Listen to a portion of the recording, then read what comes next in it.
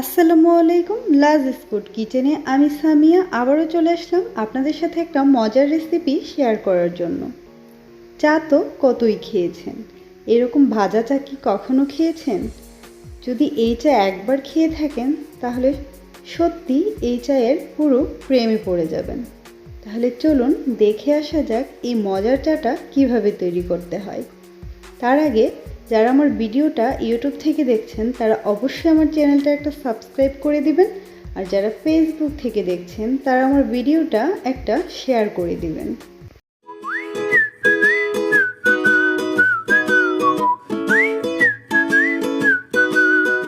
তো এই ভাজা চা বানানোর জন্য প্রথমে আমি এখানে নিয়ে নিলাম মিষ্টি জিরা হাফ চা চামচ, একটা এলাচ আর 3 টুকরো আদা।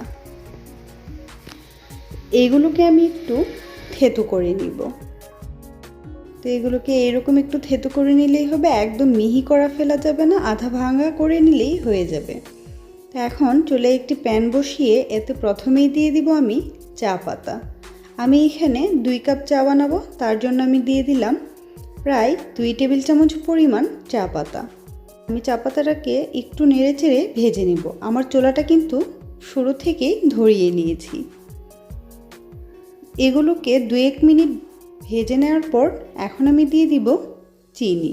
মিষ্টিটা অবশ্যই আপনারা আপনাদের টেস্ট অনুযায়ী দিবেন। কেউ চায়ে কম মিষ্টি খেতে চায়, আবার কেউ একটু বেশি মিষ্টি না হলে চা খেতে পারে না। তবে এই চাটাতে মিষ্টির পরিমাণ একটু বেশি হলেই চাটা খেতে বেশি ভালো লাগবে। তো চিনিটা দিয়ে দেওয়ার পর আমি আবারও এটাকে অনবরত নাড়তে থাকবো। অনবরত নাড়তে নাড়তেই দেখবেন চিনিটা গলে কিছুটা পানি উঠে এসেছে। যখন কিছুটা পানি উঠে আসবে তখনই এর মধ্যে আমি যেই মশলাটাকে থেতো করে নিয়েছিলাম সেই মশলাটাই এখানে দিয়ে দিব। দিয়ে দেওয়ার পর আমি আবারও এগুলোকে নাড়তে থাকবো।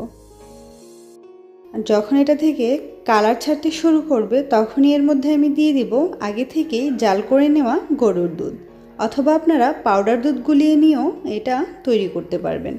দুধটা দিয়ে দেওয়ার পর নিচ থেকে চিনিটা কিছুটা জমাট বেঁধে গেলেও এতে ভয় পাবার কিছু নেই, এটা জাল করতে করতেই আস্তে আস্তে ঠিক হয়ে যাবে। এভাবেই কিন্তু চাটাকে জাল করে নিব। যতক্ষণ না সুন্দর একটা চায়ের কালার আসছে ততক্ষণ পর্যন্ত আপনারা এটাকে রান্না করবেন। যদি আপনাদের মনে হয় আরও কিছুটা চা পাতা প্রয়োজন, সেক্ষেত্রে আপনারা আরও কিছুটা চা পাতা দিয়ে দিতে পারবেন। তো এভাবেই কিন্তু 2-3 মিনিট জাল করে নিলে আপনার এই চাটা পুরোপুরি তৈরি হয়ে যাবে, কেননা দুধটা যেহেতু আগে থেকেই জাল করা ছিল। তো এখানে আমার চাটা হয়ে গিয়েছে, আমি এখন চাটাকে একটা ছাঁকনি দিয়ে ছেঁকে নিব। এই তো তৈরি হয়ে গেল মজাদার ভাজা মশলা চা। এটা এতটাই মজা কি বলবো। অবশ্যই আপনারা এইভাবে বাসায় একবার হলেও ট্রাই করবেন। ধন্যবাদ।